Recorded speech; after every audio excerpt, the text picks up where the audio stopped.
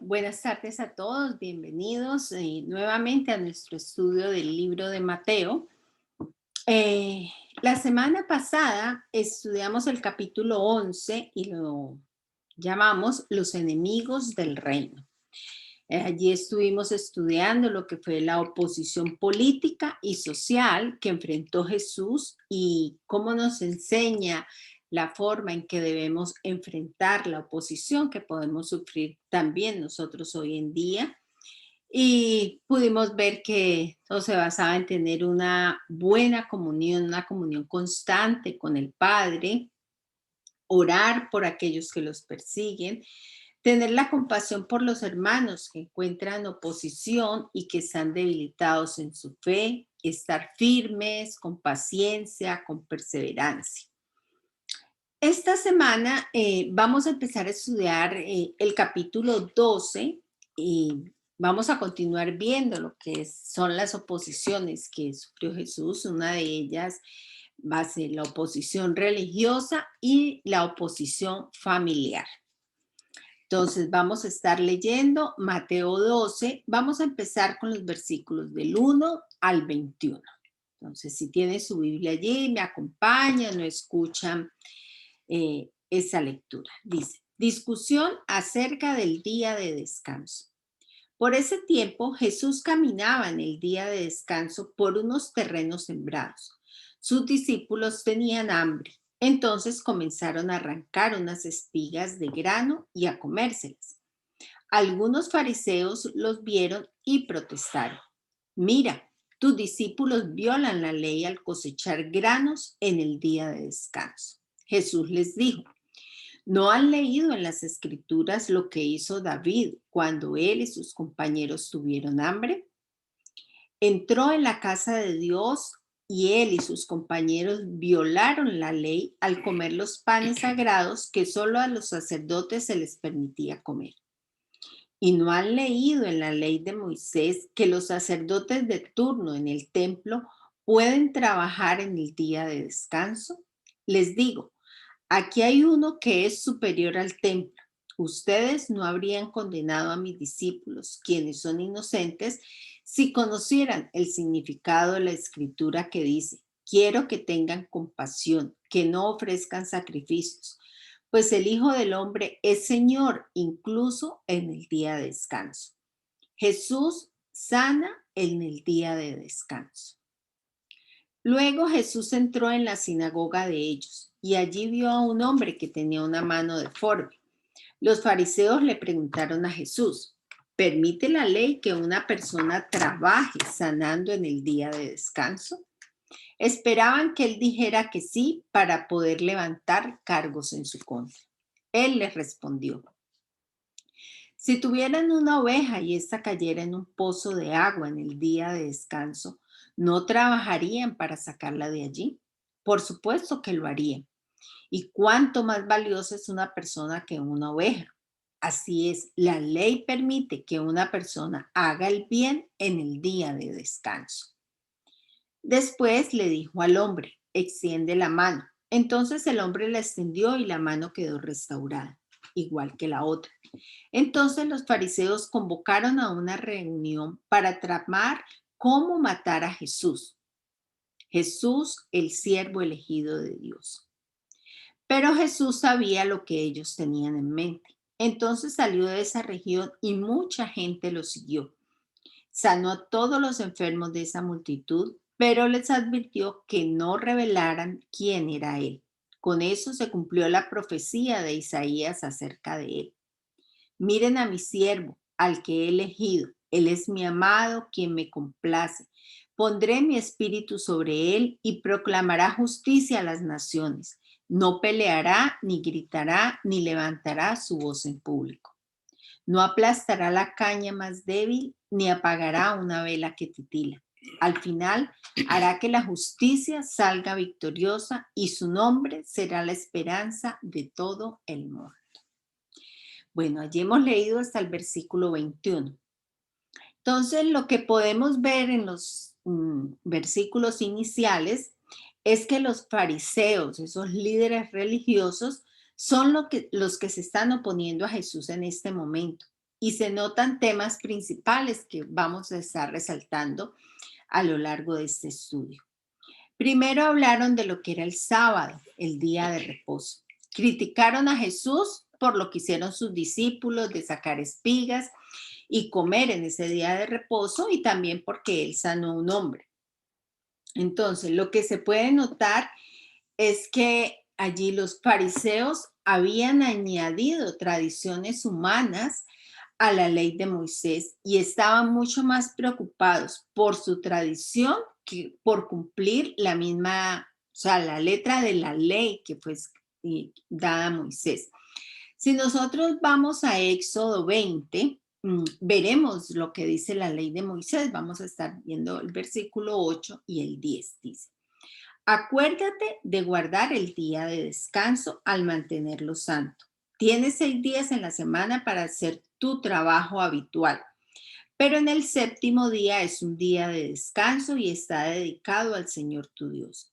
En ese día ningún miembro de tu casa hará trabajo alguno. Esto se refiere a ti, a tus hijos e hijas, a tus siervos, siervas, a tus animales, y también incluye a los extranjeros que vivan con ustedes.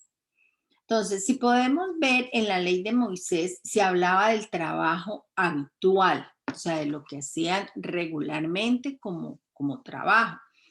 Pero los fariseos insistían en que recoger grano era cosechar, así fueran 2 granos que cogieran, 3 para comer, ellos insistían, o sea, le habían aumentado como esa parte, que ellos creían que eso era como lo que hacían día a día de recoger la cosecha. Entonces, que por lo tanto era trabajo.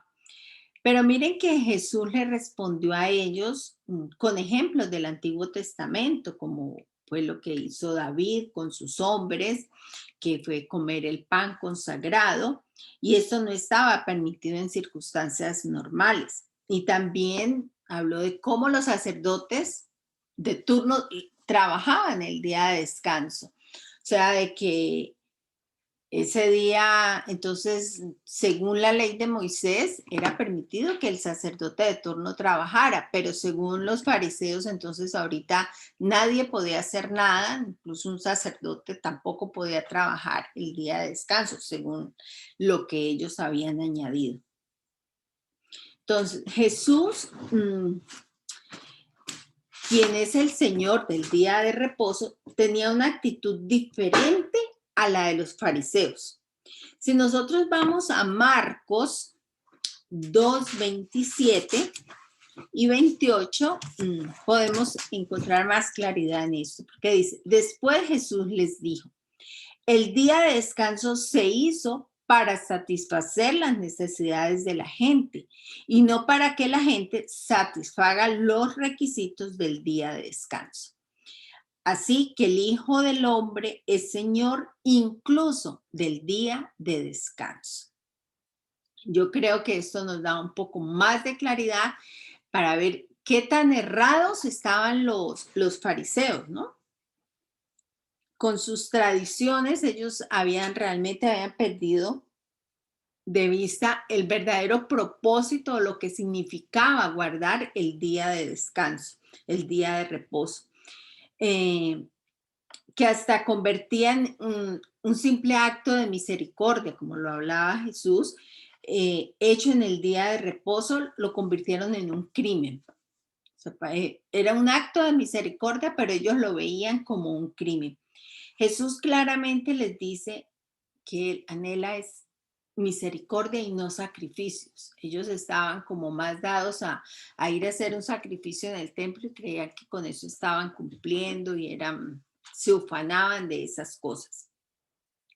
Segunda de Corintios 3:6 dice: Él nos ha capacitado para ser servidores de un nuevo pacto, no el de la letra, sino el del espíritu, porque la letra mata, pero el espíritu da vida.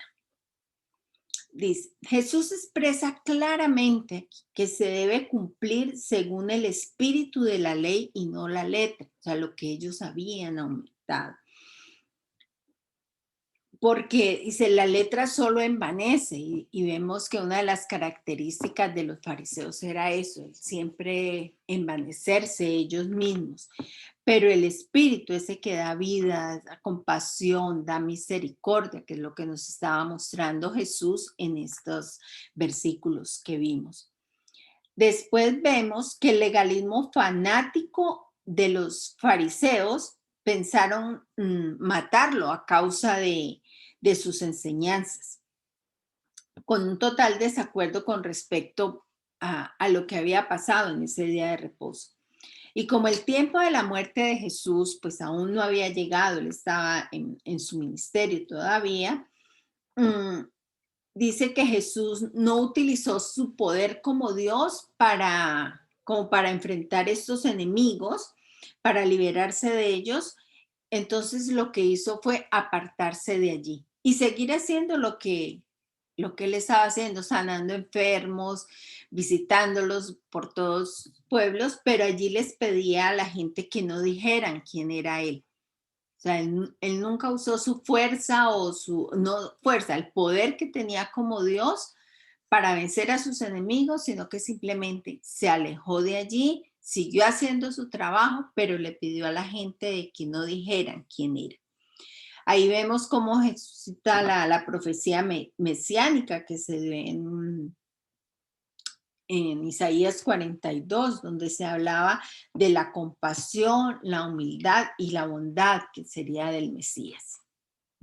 Mire que hay algo bien, bien triste, que la religiosidad, la religión hace que nosotros no disfrutemos lo que es las bendiciones que Dios nos da. El sábado fue un día que el Señor quiso darnos a nosotros como bendición para nosotros.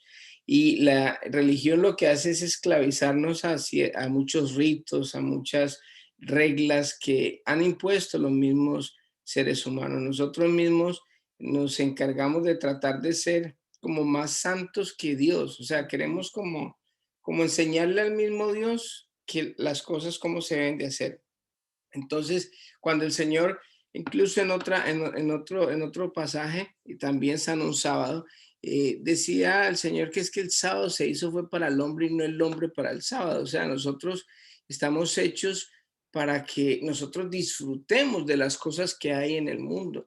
Y muchas de las cosas que Dios nos las dio a nosotros para satisfacción, para descansar, para aprovechar, para todo eso, el hombre lo ha convertido en eso. Y los fariseos de esa época se convirtieron como en unos policías, como en unos jueces para como estar vigilando a ver qué era lo que, lo que hacíamos mal y para empezar a caer encima.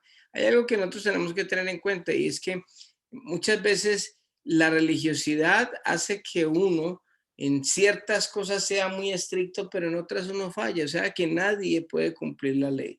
Uno muchas veces dice, es que yo no hago esto porque es que esto es ofender a Dios, pero por otro lado está haciendo cosas peores que están ofendiendo a Dios también en otro aspecto. Entonces uno como cristiano uno debe de tener primeramente sabiduría, de saber entendimiento y lo que dice lo que decía ahorita mi esposa, o sea, la letra mata y el espíritu vivifica, que no quede solamente conocimiento y no puede pedirle discernimiento a Dios de las cosas como deben de ser. Uno no puede decirle a nadie haga esto, no haga esto, no, simplemente uno debe de tener discernimiento en lo que uno debe de hacer. Sabemos que todos fallamos y cada persona tomará su interpretación de las cosas. Allá Dios, allá esa persona con Dios porque son ellos los que ellos tienen que afrontar las cosas. Así que esto es una enseñanza grande para que nosotros no caigamos en esa religiosidad, no tanto de no hacer las cosas de Dios, sino en no juzgar a los demás, porque desafortunadamente la religiosidad o los fariseos en esa época habían hecho eso, se querían volver mucho, aparentar mucho, ser muy buenos delante de la gente. Por eso ellos agarraban y los judíos hacían, hay un libro que llama el Talmud, que es un libro judío, y en ese Talmud ellos hacían escritos, los fariseos, los escribas, digámoslo así, famosos, decían, entonces para interpretar el sábado, Entonces, nadie puede, la interpretación que le daba el judío tal, el maestro tal, era de que no se podía trabajar ni se podía agarrar frutas, granitos. Entonces, ahí quedaba explícito. Entonces, eso que había escrito un hombre, lo colocaban como ley para Lo que lo añadían. añadían a lo que era la palabra de Dios. 613 creo que son escritos diferentes, 613 leyes le aumentaron a la ley normal. Bueno, vamos a ver qué más encontramos. Vamos a continuar leyendo los versículos 22 al 37. Jesús y el príncipe de los demonios. Luego le llevaron a Jesús a un hombre ciego y mudo que estaba poseído por un demonio. Jesús sanó al hombre para que pudiera hablar y ver. La multitud quedó llena de asombro y preguntaba, ¿será posible que Jesús sea el hijo de David, el Mesías? Pero cuando los fariseos oyeron del milagro, dijeron, con razón puede expulsar demonios. Él recibe su poder de Satanás, el príncipe de los demonios. Jesús conocía sus pensamientos y les contestó, todo reino dividido por una guerra civil está condenado al fracaso. Una ciudad o una familia dividida por peleas se desintegrará. Si Satanás expulsa a Satanás, está dividido y pelea contra sí mismo. Su propio reino no sobrevivirá. Entonces, si mi poder proviene de Satanás, ¿qué me dicen sus propios exorcistas, quienes también expulsaban demonios? Así que ellos los condenarán a ustedes por lo que acaban de decir. Sin embargo, si yo expulso a los demonios por el Espíritu de Dios, entonces el reino de Dios ha llegado y está entre ustedes. Pues ¿quién tiene suficiente poder para entrar en la casa de un hombre fuerte y saquear sus bienes? Solo alguien aún más fuerte, alguien que pudiera atarlo y después saquear su casa. El que no está conmigo, a mí se opone, y el que no trabaja conmigo, en realidad trabaja en mi contra. Por eso les digo, cualquier pecado y blasfemia pueden ser perdonados, excepto la blasfemia contra el Espíritu Santo, que jamás será perdonada. El que hable en contra del Hijo del Hombre puede ser perdonado, pero el que hable contra el Espíritu Santo jamás será perdonado, ya sea en este mundo o en el que vendrá. A un árbol se le identifica por su fruto. Si el árbol es bueno, su fruto será bueno. Si el árbol es malo, su fruto será malo. Camada de víboras, ¿cómo podrían hombres malvados como ustedes hablar de lo que es bueno y correcto? Pues lo que está en el corazón determina lo que uno dice. Una persona buena produce cosas buenas del tesoro de su buen corazón. Y una persona mala produce cosas malas del tesoro de su mal corazón. Les digo lo siguiente, el día del juicio tendrán que dar cuenta de toda palabra inútil que hayan dicho. Las palabras que digas te absolverán o te condenarán. Bueno, aquí en estos versículos vemos de otra acusación que tienen los fariseos en contra de Jesús. Y aquí lo tratan como, se refieren a Satanás. Dice que esa segunda acusación que hicieron contra Jesús fue mucho más grave que la primera. Lo acusaron de echar demonios por el poder de Satanás, por el hecho de sanar a un hombre poseído por un demonio. Pero miren que Jesús aclaró la liberación de los demonios como una evidencia, era una evidencia de que el reino de Dios había llegado, que era ridículo pensar que Satanás echa fuera demonios, porque era, que él dice, es como actuar en contra de sí mismo, y un reino dividido se acaba. Realmente lo que había ocurrido era todo lo contrario a lo que los fariseos decían. La liberación del endemoniado fue evidencia de que el hombre fuerte había sido atado. El versículo 28 dice que el único que puede atar a Satanás es el poder del Espíritu de Dios. Pero los fariseos se negaron a aceptar que esto era lo que había ocurrido. O sea, ellos cegaron su mente y dijeron, eso es producido por Satanás, es el que le da ese poder. Pero miren que en los versículos 31 y 32, que, o sea, hay una advertencia más terrible para los fariseos y para nosotros hoy en día también. Dice, el único pecado que Dios no perdona es la blasfemia contra el Espíritu Santo. Y blasfemar contra el Espíritu Santo es decir que lo que él hacía provenía de Satanás y no de Dios. Hay algunos maestros de teología concuerdan en que la blasfemia contra el Espíritu Santo es una negación deliberada y consciente. O sea, están conscientes de lo que están diciendo, de lo que el Espíritu Santo hace en la vida de las personas. El que hace esto, que deliberadamente y conscientemente lo hace, eh, se niega a distinguir entre lo bueno y lo malo, entre el bien y el mal. Y una vez que confunde estas dos cosas, ya no está en posición de arrepentirse porque no sabe de qué se va a arrepentir. Entonces, cuando de pronto hay una persona que tiene temor por algo que ha hecho, como ese temor deja ver de que sabe que ha hecho algo malo, pero aquella persona que deliberadamente, conscientemente piensa eso y ha blasfemado, no tiene ninguna diferencia, o sea, no sabe ni que si está bien, a lo malo le llama bueno y a lo bueno le llama malo, entonces no va a tener oportunidad de un arrepentimiento. Entonces de eso trata, los maestros de la teología han concordado en esto de la blasfemia. Hay algo que decía el Señor la otra vez, es que a los sabios se les había escondido los secretos, precisamente por eso, porque es que una persona que se cree sabia, una persona que tiene el intelecto, que está llena de orgullo, de vanidad, porque conoce mucho y sabe mucho, entonces esa persona nunca va a aceptar nada que él Que no concuerde. que no concuerde con lo que piensa. Entonces, por eso ellos no aceptaron a Jesucristo, porque ellos creían que ellos eran poseedores de la verdad. Entonces, el simple hecho de saber en su intelecto de que no, este no es el Mesías por sus X o Y razón, y entonces eso les impidió a ellos reconocer al Señor. En el libro del Cristiano Verdadero nos explica bien esta parte en el hecho de que cuando se blasfema contra el Espíritu Santo, así como lo explicaba ahorita mi esposa, de que es tener conciencia de que el Espíritu Santo no está actuando ahí. Entonces es una persona que simplemente ha rechazado a Jesucristo y es el único pecado que no se perdona. ¿Cuál es el pecado que no se perdona? Pues el no recibir a Cristo como Dios y Salvador. ¿Por qué? Porque cuando uno recibe a Jesucristo como Dios y Salvador, todos los pecados son perdonados porque todos fueron clavados en la cruz.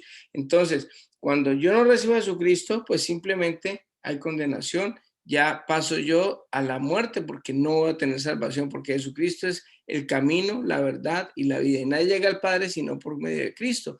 ¿Cómo se recibe el Espíritu Santo? Pues recibiendo a Cristo. Y si usted nunca recibe a Cristo, pues nunca va a tener el Espíritu Santo en su corazón, sino que en su intelecto usted está diciendo que está rechazando básicamente a Jesucristo, que es el único que lo puede llevar a uno al cielo. No sé si van a opinar algo, ¿no? Bueno, entonces, vamos a continuar. Vamos ahora a leer los versículos del 38 al 42. La señal de Jonás.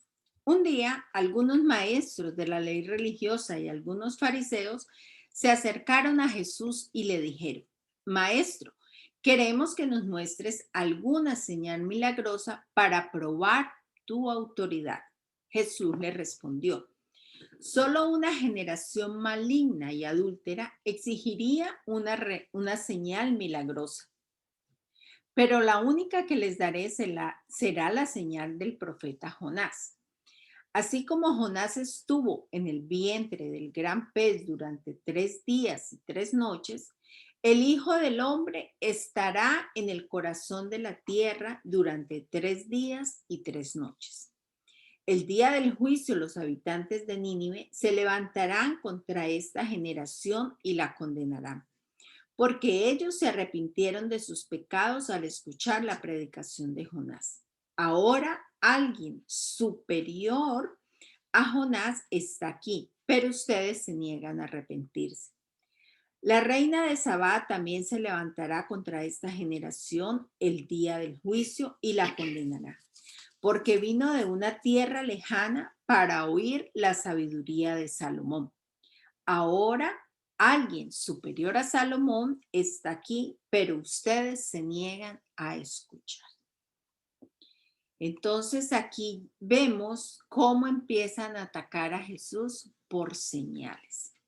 Esa es la tercera acusación de los fariseos a Jesús, y era que Jesús no quería darles una señal. Está claro allí que los fariseos no se interesaban por los milagros en los que Jesús demostró compasión por los más débiles, y ellos lo que esperaban era como ver esos espectáculos, un milagro, no sé qué El de tan Elías, de grande. pronto. ¿Ah? Como el de Elías, que cayera Sí, fuego. algo con bombos, con platillos, muy parecido. Tal vez muchas veces eso lo podemos ver hoy en día, que hay gente que busca es la iglesia donde se dan grandes espectáculos, cosas de sanidades, que siempre están buscando como ese tipo de cosas, ¿no? Cosas llamativas. Pero miren que Jesús le respondió a ellos en ese tiempo con el ejemplo de Jonás como un símbolo de su resurrección después de 3 días. Eh, si miramos algo importante allí, Nínive era la capital del imperio asirio, y aquellos que tomaron que fueron ese imperio asirio fueron los que tomaron las tierras que una vez pertenecieron a Zabulón y a Neftalí en la época de Isaías. Por eso es que la tierra que perteneció a estas dos tribus de Israel recibió el nombre de Galilea de los gentiles. Y la capital de Siria era Nínive, o sea, una ciudad perversa. Pero sus habitantes, oigan bien, se arrepintieron, dice, después de oír el mensaje del profeta Jonás. También aquí se nombra la reina del sur, aquella que gobernaba un país africano cercano a Egipto. Y durante el reinado del hijo de David, esta reina hizo un largo viaje solo hasta Jerusalén, solo para escuchar de primera mano, para que no le contaran, sino ella personalmente escuchar la sabiduría que Dios le había dado a Salomón. Jesús les dijo que él era el más grande o superior, primero que el templo, o sea, que él era más grande que el templo, que él era superior a lo del sábado, que él era superior a Jonás, aquel que predicó y que el pueblo de Nínive se arrepintió, que él era más grande que Jonás, más grande que Salomón, aquel que la reina vino desde tan lejos a visitar para escuchar de él. Jesús era más grande que todos ellos. Se los dijo allí frente a frente, pero aún así los fariseos seguían negando esa realidad que tenían enfrente de que Jesús era el Mesías. Lo único que uno sabía o se sabe, y lo que Jesús sabía es que así el Señor hubiera hecho otro milagro, ellos no hubieran creído.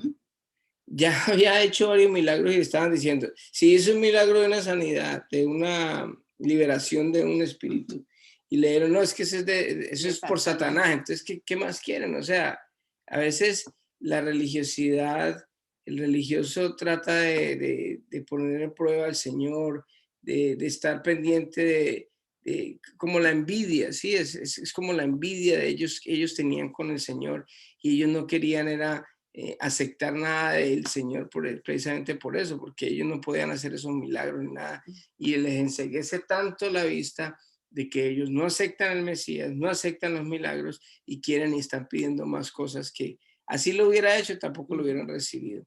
Es triste porque a veces la religiosidad nos lleva a nosotros a eso, y hay que tener humildad, hay que tener pedirle discernimiento a Dios y mucho espíritu para que uno no caiga en eso, porque muy fácil cada uno de nosotros. Cuando empezamos a juzgar a alguien, cuando empezamos a juzgar ministerios, el Señor sabrá de cada ministerio si está haciendo lo bueno, lo correcto, no lo están haciendo, si están usando bien los recursos o no los están usando. Cada uno verá, uno hace lo que tiene que hacer, punto. Cada uno tiene que presentarse ante Dios y dar cuentas por lo que Dios le ha dado, por todo lo que uno tiene. Así que lo que uno debe preocuparse es por lo de uno, por su ministerio, por lo que uno está haciendo y no dejar que de pronto la religiosidad lo lleve a uno a negar a Jesús, a no ver los milagros, a no ver las cosas que el Espíritu Santo hace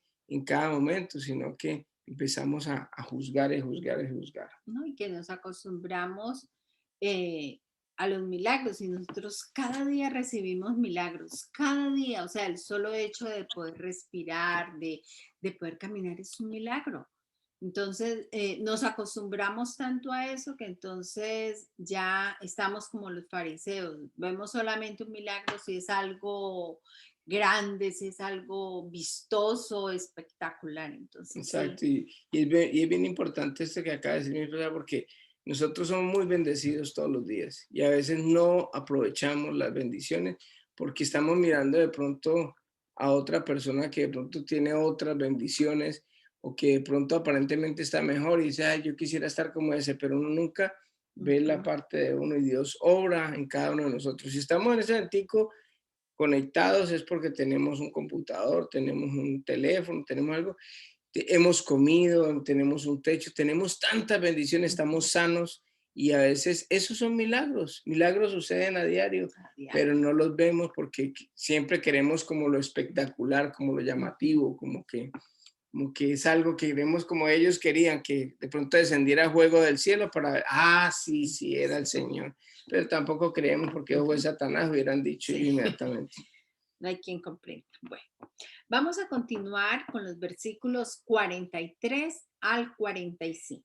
Dice, cuando un espíritu maligno sale de una persona, va al desierto en busca de descanso, pero no lo encuentra. Entonces dice, volveré a la persona de la cual salí. De modo que regresa y encuentra su antigua casa vacía, barrida y en orden. Entonces el espíritu busca a otros 7 espíritus más malignos que él y todos entran en la persona y viven allí. Y entonces esa persona queda peor que antes. Eso es lo que le ocurrirá a esta generación maligna.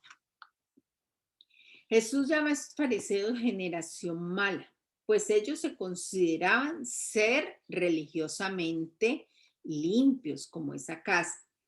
Este pequeño ejemplo dado por Jesús es como la mejor ilustración de lo imposible que es tratar de reformarse sin pedir la ayuda del Espíritu Santo primeramente. Para que ate al hombre fuerte que es Satanás, pues cuando un espíritu inmundo vuelve al Hijo de Dios, cuando vuelve a una persona que se ha convertido en Hijo de Dios, quien habita en esa persona es el Espíritu Santo. Se encuentra en el Espíritu Santo se encuentra aquí en esta vida que ha sido limpiada por completo y está ocupada, o sea, ya allí no tiene por qué haber sitio para ese espíritu inmundo cuando vuelva. Entonces se dice que la vida de un creyente no debe de estar vacía, o sea, cuando uno ha recibido a Dios en su corazón, a Jesucristo en su corazón, sabemos que el Espíritu Santo viene a morar en nosotros y tiene que haber una transformación. Esa casa debe empezar a limpiarse, ese templo donde ahora habita el Espíritu Santo. Entonces, si el Espíritu Santo habita dentro de nosotros, ya no hay cabida para, para un espíritu inmundo. Miren que Romanos 8:9 dice, sin embargo, ustedes no viven según la naturaleza pecaminosa, sino según el Espíritu, si es que el Espíritu de Dios vive en ustedes. Y si alguno no tiene el Espíritu de Cristo, no es de Cristo. Lo cual nos quiere decir claramente que donde habita verdaderamente el Espíritu Santo, no hay cabida para un espíritu maligno. Por eso es necesario cada día nosotros que hemos recibido a Jesús en nuestro corazón, que el Espíritu Santo habita en nosotros, es necesario alimentar cada día nuestra relación con el Padre, con el Espíritu Santo, estar en ese, como en ese constante limpiar la casa. Mire que hay algo que se habla y es algo controversial, que trae controversia, y es que una pregunta que la gente dice, bueno, ¿y un cristiano puede ser poseído por un espíritu maligno o no? ¿Tú qué piensas? Sí, de eso estábamos hablando. Si el Espíritu Santo habita allí, cuando ese espíritu venga, no tiene por qué encontrar un espacio. Ya si el cristiano se ha abierto una ventana o una puerta, la ha dejado abierta. Lo que pasa es que no tiene que haber un demonio ahí, porque el Espíritu Santo está ahí. O sea, cuando nosotros llegamos y recibimos a Cristo como Dios y Salvador, nosotros ya somos de Cristo. ¿Sí? Más no vivo yo, sino que Cristo vive en mí. Ahora, que tenemos tentaciones es diferente. O sea, que vengan los espíritus y el maligno a meternos cosas al oído y que esto y lo otro, y que de pronto tengamos situaciones y caigamos en pecado, lo vamos a hacer. Pero ojo, para nosotros, respetamos todas las posiciones, para nosotros creemos que no puede ser poseído por un demonio cuando ya uno verdaderamente uno es cristiano. Sí, porque ya somos sellados y ese sello es el Espíritu Santo, ¿sí? Y como usted dice, lo único que puede hacer el enemigo es mandarnos sus dardos incandescentes, que son sus pensamientos, ¿sí? Es decir, lo dejamos entrar, es nuestros pensamientos, y ya de los pensamientos, pues ya uno puede caer, ¿no? En base a la naturaleza pecaminosa, porque uno va poco a poco creciendo, ¿no? Espiritualmente. Pero poseído así como lo hemos escuchado, no, porque realmente tenemos ya el Espíritu Santo. Eso no quiere decir que no vayamos a pecar. Nosotros siempre vamos a pecar mientras estemos en este cuerpo. ¿Vamos a ser tentados? Vamos a ser tentados. Nos van a llegar cosas que nos hacen caer y es que cometí este pecado, cometí este error. Sí va a pasar. Pero no va a haber posesión, como el Gadareno. El Gadareno tenía el espíritu dentro de él. Y María Magdalena tenía 7 espíritus. Y el Señor saca todo eso y entonces entra a morar el Espíritu Santo. Si el Espíritu Santo está ahí, nadie nos podrá arrancar del amor de Cristo. Pero entonces tiene que haber una verdadera entrega. Claro. Porque es que no es solamente como muchos de pronto alguna vez hacen una oración de rapidez. Exacto. O sea, tiene que haber algo verdaderamente. Vuelve y lee Romanos. Sin embargo, ustedes no viven según la naturaleza pecaminosa, sino según el Espíritu. Si es que el Espíritu de Dios vive en ustedes. Amén. Entonces, y si alguno no tiene el Espíritu de Dios de Cristo, no es de Cristo. Aquí acaba de decir David, o sea, cuando nosotros recibimos a Jesucristo como Dios Salvador, el Espíritu Santo sella esa alma. Entonces, es de Cristo, porque mucha gente, como dice mi esposa, cree que es de Cristo, cree que es cristiano porque va a una iglesia, porque diezma, porque hace cosas buenas, pero de pronto no tiene a Dios en su corazón. Los fariseos conocían de la palabra de Dios y no eran cristianos, no estaban sellados y estaban poseídos inclusive, según eso, por 7 más espíritus. Incluso mucha gente, por hacer obras buenas, como usted dice, piensan que realmente tienen el Espíritu Santo, pero el hacer cosas buenas, obras buenas, eso no significa que realmente tiene el Espíritu Santo. De hecho, las iglesias están llenas de gente religiosa, gente que son los que barren, los que trapean, son necesarios para uno, porque con esas personas uno puede trabajar y le pueden ayudar a uno, pero están lejos de Dios, porque ellos están haciendo obras para ganarse la salvación o para ganarse el agrado de Dios, y ninguno de nuestros hijos tiene que hacer nada bueno para que nosotros los amemos. Son nuestros hijos. De hecho, un hijo a veces hasta hace cosas que no nos agrada y lo seguimos amando. Como lo que dijo su hermano en la prédica, ¿sí? Es por la respuesta al amor, a la misericordia, a la bondad hacia Dios, ¿no? Por lo que hizo por nosotros. Amén, amén. Entonces hay que tener en cuenta eso. Hay gente que nunca ha recibido al Señor, que cree ser cristiano, y eso lo hemos hablado muchas veces nosotros. O sea, no es que perdió la salvación, no es que nunca la ha tenido, es simplemente eso. Hay gente que se va al mundo y dice, pero es que se iba a la iglesia, es que se era pastor inclusive y todo eso. Y mírenlo, Incluso mírenlo porque ahora. él diezmaba, pero aún ¿Ah? así, incluso diezmaba, sí, Claro, pero claro. no. Claro, el religioso es buen diezmador, el religioso es buen colaborador. De hecho, los religiosos en parte son una bendición para la iglesia porque, Los fariseos, los saduceos y los escribas lo hacían. exacto, porque es que mi hermano inclusive va a dar otra predica con respecto, va a dar continuación, porque es que hay otro extremo, ¿no? Está el extremo del que hace cosas para agradar a Dios, como el hermano mayor Exacto. del hijo pródigo, pero está el otro hijo que es un haragán, que no hace nada, pero, no, es que yo soy hijo de Dios, yo pertenezco, denme mi herencia, y exigen y joden, todo eso, pero no sirven para nada, pero son hijos de Dios. Desafortunadamente, porque a veces eso no sirve para nada en las iglesias, son hijos de Dios y van para el cielo, es lo más tenaz, pero no sirve para nada para el reino de Dios. En cambio, el otro religioso, de pronto no tiene la identidad como hijo, de pronto no ha sido salvo, pero sirve más que este que sí es salvo y que tiene la identidad. Entonces es bien contradictorio esa parte, porque es como buscar el equilibrio, ¿no? El equilibrio de, hombre, soy hijo de Dios, entonces tengo unas obligaciones, unas responsabilidades, yo tengo que diezmar, yo tengo que ayudar a la obra, ¿qué vamos a hacer? Vamos a hacer tal cosa, listo, proponer, ¿por qué no hacemos tal cosa para buscar a más gente? ¿Por qué no hacer tal?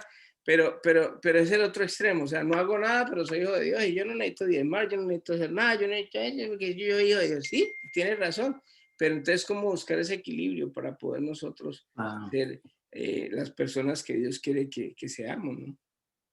Sí, ahí queda, ahí tenemos mucho para pensar sobre eso. Bueno, ahorita en esta próxima parte vamos a ver lo que es la oposición familiar que enfrentó Jesús. Ya vamos a estar leyendo del versículo 46 al 50. La verdadera familia de Jesús. Mientras Jesús hablaba a la multitud, su madre y sus hermanos estaban afuera y pedían hablar con él. Alguien le dijo a Jesús, tu madre y tus hermanos están parados afuera y desean hablar contigo. Jesús le preguntó, ¿quién es mi madre? ¿Quiénes son mis hermanos? Luego señaló a sus discípulos y dijo, miren, estos son mi madre y mis hermanos, pues todo el que hace la voluntad de mi Padre que está en el cielo es mi hermano y mi hermana y mi madre.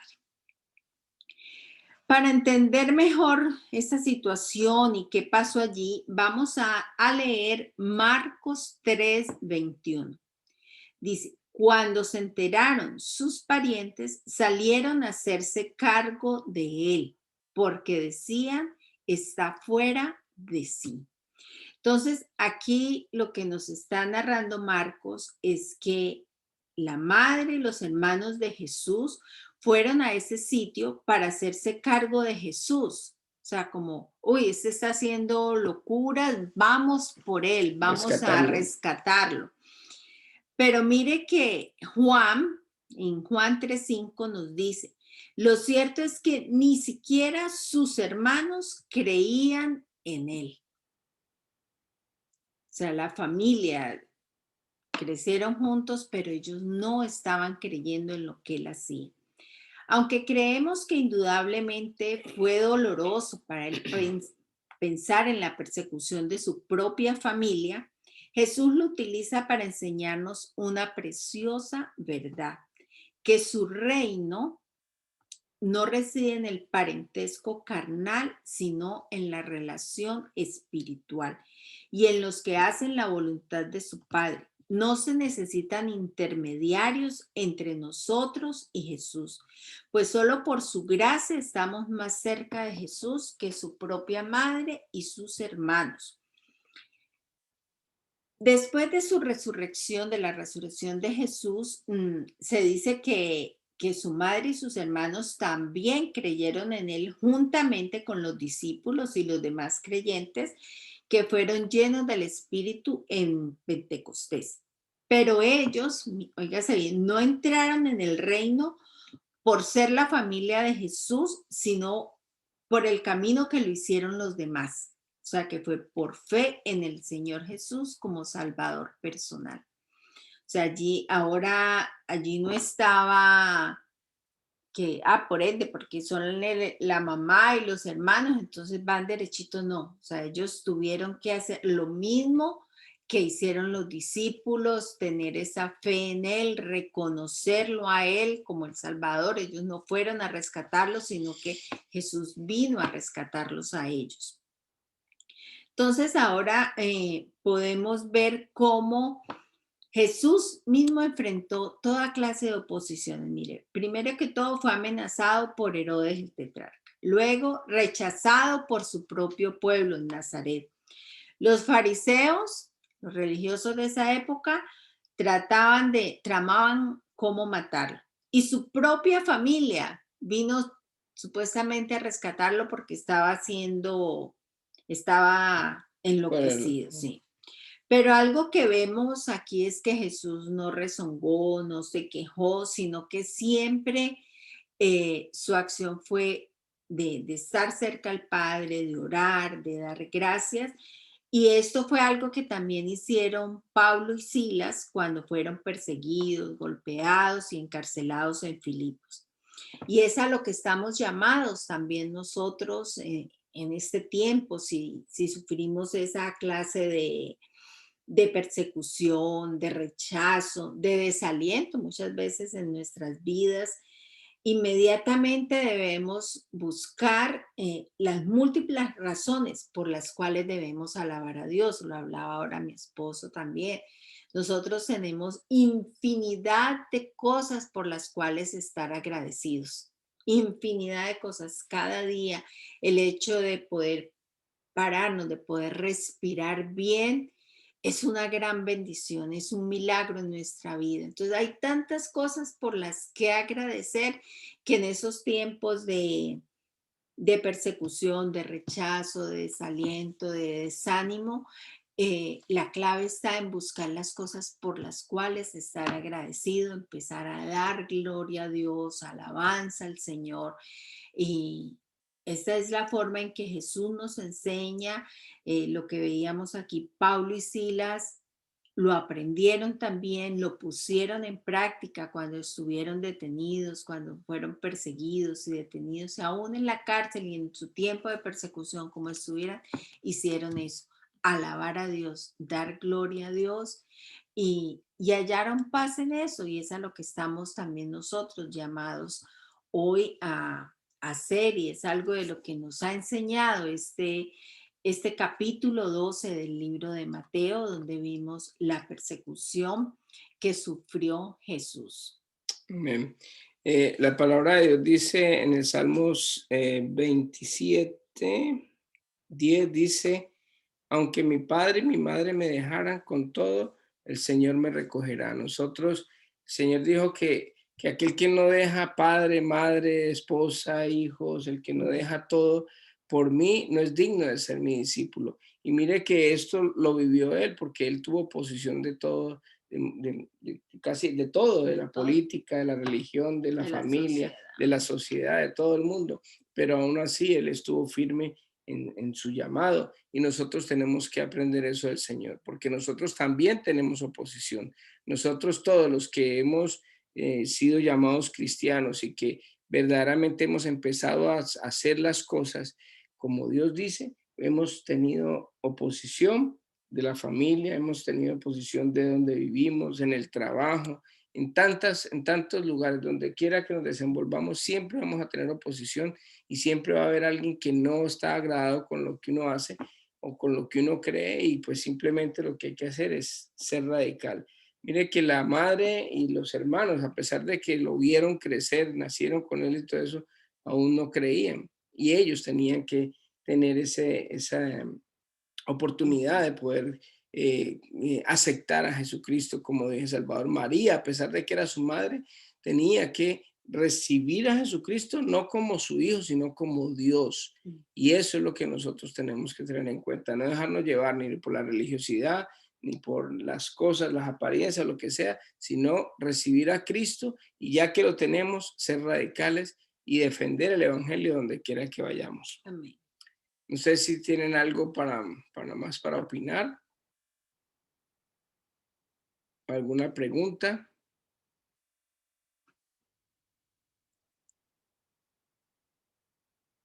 Si no, entonces, ¿para qué orar? ¿Iba a decir algo, David? No, para mí está bien, está claro, ¿no? Todas estas enseñanzas de Jesús, ¿no?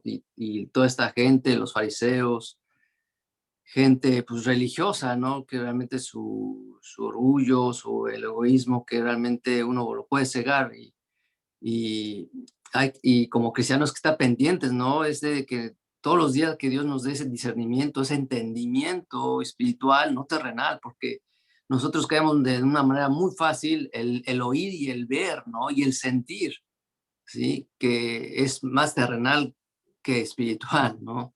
Y podemos caer, porque yo he caído también hoy, ¿no? Yo he caído a veces por decirlo lo que usted dijo, de, no, yo hago esto para agradar, sí, agradar, ¿no? Más que por agradecimiento, por decirlo así, no, es por agradecimiento, por su amor, por su bondad, por todo lo que nos da, ¿sí? Y porque es fiel, es leal, a pesar que nosotros cerramos, ¿no? Es por ese camino y no por el otro, ¿sí? Que hay una cosa que ataca mucho el enemigo y algo que ataca bastante el enemigo es la identidad de nosotros como hijos de Dios. Entonces, cuando nosotros pecamos, viene la duda de cada uno muchas veces, ¿será que uno sí ha recibido de Dios? ¿Será que es que sí somos? ¿Será que esto? O lo que empiezan a llenar la cabeza de pensamientos, ¿no? El enemigo, precisamente de que uno, pues no es hijo de Dios y la identidad no tenemos que tener clara porque si nosotros de verdad recibimos a Jesucristo como el Salvador, el Espíritu Santo nos selló y tenemos la salvación ya dada, no nos la puede robar nadie, ni lo alto, ni lo profundo, ni nada, ni ninguna cosa creada puede apartarnos del amor de Dios que es en Cristo Jesús. Mire que los que dicen que la salvación se pierde tienen en argumentos, son como 5 versículos del Nuevo Testamento que dicen más o menos donde ellos se basan, pero de que la salvación no se pierde, hay cientos de versículos que apoyan eso. Entonces, en esa variedad de que se pierde o no se pierde la salvación, pues nosotros tenemos muchos argumentos más valederos que inclusive 5 versículos que nos dan a que no perdemos la salvación. ¿Que pecamos? Sí pecamos. Vamos a pecar mientras estemos en este cuerpo, porque este es un cuerpo caído, un cuerpo que viene precisamente desde Adán y somos personas dadas al pecado. Pero, ojo, muy diferente es uno caer en pecado, caer en tentación, a ser un hijo de Satanás, como los religiosos querían hacerlo aparentar. De hecho, la religión, en una iglesia religiosa, cuando usted peca, usted perdió la salvación. A mí me invitaron una vez a una iglesia en Hamilton y empezó el que estaba dando el curso, empezó diciendo, ¿alguno de ustedes ha pecado hoy? Entonces yo me levanté la mano y me dijo, cuidado hermano, porque usted ha perdido la salvación. Le dije, usted, y es que usted no ha pecado en el día de hoy, ¿ok? Dice, no, es que hay que tener cuidado. Cada vez que ahí nunca me volvieron a invitar porque el tiempo se enojó todo porque yo le argumenté. Dice, no, es que una cosa es que uno caiga en pecado, otra cosa es que pierda la salvación. Y nosotros tenemos que tener en cuenta eso. Ahora, si dudamos de que verdaderamente hemos recibido a Jesucristo como el Salvador y de pronto hemos creído o de pronto vemos que no hemos recibido al Señor, pues entonces uno puede hacer la oración de fe de verdad, invitar a Jesucristo a nuestro corazón, decirle, Señor, te invito a que entres a mi vida, te entrego mi vida, recíbela, o sea, que nos haga el favor Él de recibirnos, que le suplicamos que ese sacrificio que hizo en la cruz sea el sacrificio que nosotros hagamos por nuestros pecados, que el Señor acepte ese sacrificio por nosotros, o sea, esa es la entrega de nuestra vida a Jesucristo, pedirle a Él que nos reciba, no hágale un favor, es que muchas veces hay confusión muy grande que la gente, a veces por el afán de que la gente reciba al Señor, dice, ay no, pruébelo, dele el chance a Dios, dele una oportunidad a Dios. ¿Cuál dele una oportunidad a Dios? Es Dios el que nos da la oportunidad a nosotros. Somos nosotros los bendecidos, no es Dios. Nosotros no le estamos dando ningún favor a Dios, es Dios el que nos hizo el favor a nosotros de morir por nuestros pecados, y es nosotros los que debemos de suplicarle a Él que nos reciba Él a nosotros, que venga, que reciba nuestra vida, se la entregamos, morimos. Y ahí es donde viene la salvación, cuando verdaderamente de corazón le entregamos nuestra vida al Señor. ¿Que vamos a pecar? Sí, pero vamos a tener a Dios como abogado, a Jesucristo como nuestro abogado, y vamos a ser salvos porque ya Dios, Jesucristo, murió por nosotros. Dios mandó el plan de salvación que era por medio de Jesucristo, así que somos salvos. Y eso es lo que precisamente los fariseos siempre quieren meter en la cabeza, la religión, de que no somos salvos, o meternos en la cabeza de que de pronto nunca vamos a pecar, y resulta de que eso es una mentira muy grande, porque mientras dice la misma palabra, el que diga que no peca le hace a Dios mentiroso. Entonces, muy buena la lección de hoy. Pastor, Dime. pero tengo una inquietud, es que el diablo sabe por dónde entrarle a uno, ¿no? Claro, es que es muy astuto. Sí. Y si uno lo deja entrar, pues ya. Lo que pasa es que una cosa es que uno caiga en tentación, porque él nos conoce a nosotros. Él sabe que nos gusta, él sabe cuáles son nuestras debilidades, porque el tipo hace bien la tarea. Sí. Entonces, cuando nosotros recibimos a Jesucristo como Dios y Salvador, ya somos salvos. Así Él nos haga pecar todos los días, nosotros vamos a ir para el cielo. Pero lo que pasa es que cuando nosotros ya no somos del diablo, ya no somos de este mundo, y no que hemos recibido a Jesucristo como Dios y Salvador, Él nos va a atacar para que nosotros no disfrutemos de esa salvación que Dios nos ha dado. Ok. Entonces, el problema es ese, el problema es que viene el ataque, entonces es como un envidioso. Usted compra un carro y mira el envidioso y dice, pero ese carro es malo, esa marca es mala. ¿Y come gasolina? Eso come gasolina, no, qué pereza de carro, pero están muertos de envidia. No quieren que usted disfrute. O empieza a decir, no, ese man está en negocios malos. Yo creo que es que el hombre está yendo por allá a hacer sus business por allá. Y después nos viene a decir a nosotros que está trabajando por allá. Entonces, no. Por eso le dicen, es el padre de la mentira. Exacto. Sí. Y lo que lo que he visto, leído, bueno, a través de la palabra de Dios, es lo que lo que nos quiere quitar primeramente es la paz. Amén. Porque si no, no hay paz espiritual. Ahí podemos caer en varias cosas malas. Pero cuando hay paz espiritual en nuestra mente, en nuestra alma, uno puede tranquilamente discernir y entender, ¿no? Y él no quiere que disfrutemos de las bendiciones. De las bendiciones de Dios. Y él se mete en las iglesias, se mete en las personas y hace caer a todo el mundo y piedra de tropiezo, pero nosotros tenemos que estar firmes sabiendo de que verdaderamente sí hemos recibido a Cristo como el Salvador. Y si no, pues hombre, abrir el corazón, decir, hombre, yo estoy en duda de esto, entonces yo quiero volver a hacer la oración de fe, pero ahora sí de corazón, y decirle, Señor, te pido perdón por mis pecados, me arrepiento de verdad de haber pecado y estar pecando a toda hora, Señor. Yo te pido que recibas mi vida, mi alma, que me recibas a ti, que me recibas como tu hijo, como tu hijo, Señor. Quiero que entres en mi corazón, quiero que me selles con el Espíritu Santo y que ponga mi nombre en el libro de la vida. Después de que ese nombre esté puesto en el libro de la vida, ya nadie lo puede borrar.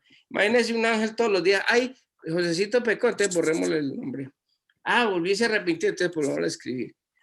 Volvió otra vez y tuvo un mal pensamiento, borrémoslo. Imagínense cómo será, entonces sería una vida muy triste. ¿Y a dónde está la gracia también de Dios? Nosotros somos salvos por gracia. No es un don de nosotros, ni es algo que nosotros hagamos para ganarnos, sino que es gracia, misericordia. Creyó en Jesucristo, ya usted es salvo. ¿Que vas a pecar? Sí vas a pecar. ¿Que vas a tener problemas? Vas a tener problemas. Pero ¿qué es la ventaja? De que somos hijos de Dios. Ahora, ese nacimiento, esa nueva vida se va a ver reflejada en nuestra forma de vivir también. Ahí es donde el fruto que el confiesa. fruto de la salvación. Empezamos a ver cambios, empieza a ver diferentes cosas. Ya por lo menos yo hoy en día sigo pecando, pero ya no peco como hace 20 años. Sí, hace 20 años de pronto uno cada 20 minutos, cada media le pasaba a una muchacha por el lado y ya uno, man. Sí, cualquier cosa o un mal pensamiento, cualquier cosa. Ya ahora ya es más prolongado, ya uno, al menos en ciertas cosas no peca. Yo por lo menos, yo pecaba porque de pronto yo era alcohólico y entonces me emborrachaba. Ya eso ya para mí no es problema. Yo fumaba, ya no fumo.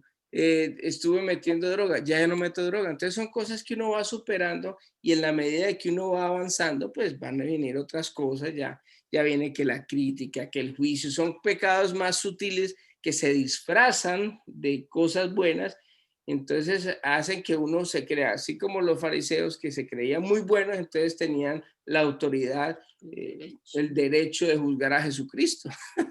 Y a veces nosotros nos ponemos en esa situación, pero son pecados diferentes y en la medida, en la estatura de que uno va creciendo espiritualmente, así mismo van dejando unos pecados que ya uno no está combatiendo entre lo bueno y lo malo, sino entre lo que me conviene y no me conviene, entre lo que edifica y no edifica.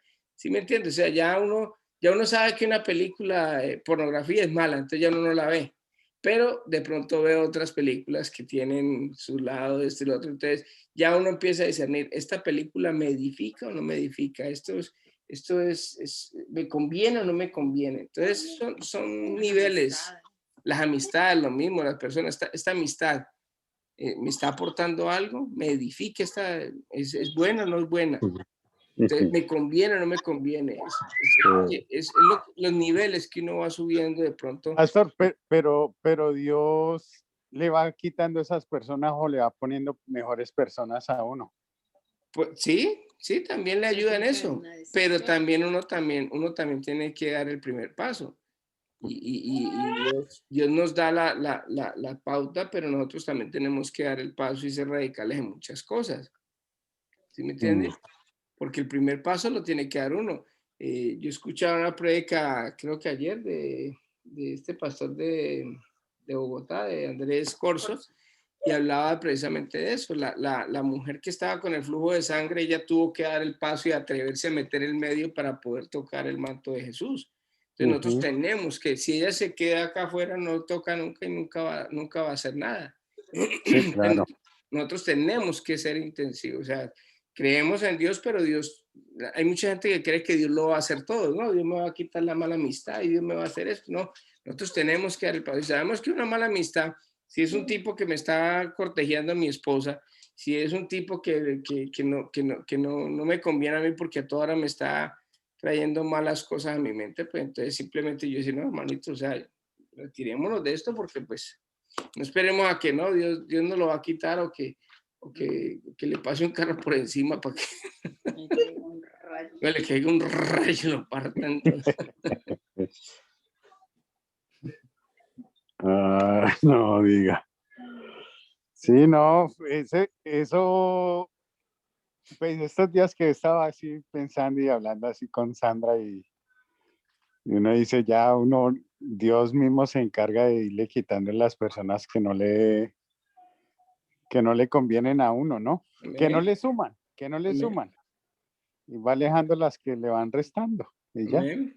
No, y uno mismo también, cuando usted Sí. ve a una persona que no le conviene, una persona que le esté invitando a tomar licor, que le esté cortejando a su esposa, que esté haciendo mal en su casa o en su vida, que no le está afectando en nada. ¿Para qué tener una amistad así?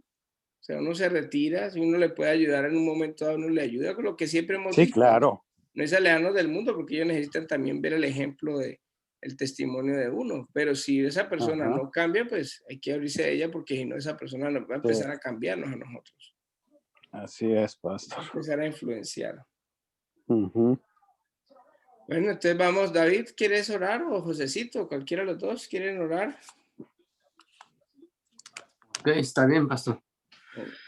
Padre Dios, todos damos gracias, Señor, por permitirnos escuchar, estudiar, escudriñar tu palabra, Señor, a través de este medio, Señor, a través de los pastores Oscar Islena, Señor.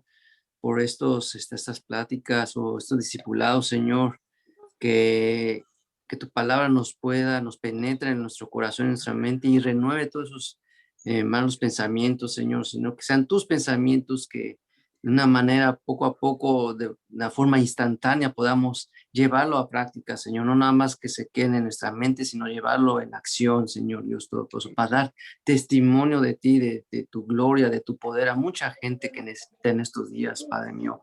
Ayúdanos en eso, Señor. Danos también mucho discernimiento, entendimiento, palabra, el poder diferenciar, Señor, entre el bien y el mal, lo que no nos conviene y lo que no a tus hijos o tus hijas, Señor. Ayúdanos en eso, Señor, a estar firmes, a estar alertas y velar, como está escrito, tanto de día y de noche, Señor Dios, en todo momento, porque el enemigo está como un león, Señor, esperando el momento de atacar, Señor, pero dentro de nosotros está el Espíritu Santo, dentro de nosotros está la luz de tu Hijo Jesucristo, que nos ilumina nuestra mente, nuestra alma, en todo, y nuestro espíritu, Señor, y nos has dado armas, Señor, para usarlas. Ayúdanos, enséñanos también a usarlas, Padre mío, Señor, en todo momento y en todo lugar, Señor Dios Todopoderoso. Te lo pedimos, Padre, bendícenos, bendice esta comunidad cristiana de Roca Betel, los pastores Oscar y Islena, Señor, a toda familia que conforma esta comunidad, bendícelos, Señor, nuestros seres queridos también, Señor, nuestros hijos, nuestros padres, a aquellos familiares que viven en otros países, bendícelos, guárdalos de todo mal, de todo peligro, Señor Dios Todopoderoso. A los enfermos también oramos, Señor, de COVID o otro tipo de enfermedad, Señor,